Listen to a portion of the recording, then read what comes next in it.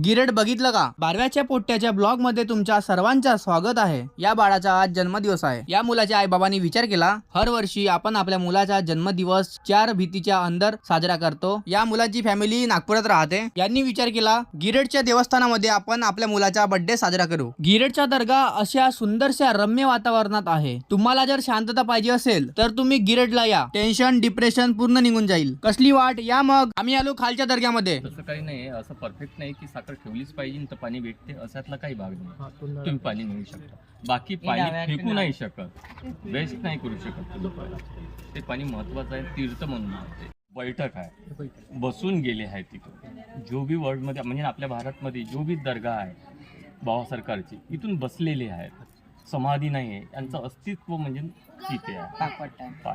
Main दर्गा गिरेडच्या पहाडीच्या खाली उपस्थित आहे। काही लोकांना माहित नाही आहे, बाबा सरकारने इथं तपस्या केली होती 3 दिवसाची। माझ्या मागे तुम्हाला कुवा दिसत असेल, तिथं उलटा लटकून तपस्या केली होती। आम्ही निघत आहो गावाकडे जायला। ताई, भाऊजी, भाष्या, भाटोचा एकमेव सारा।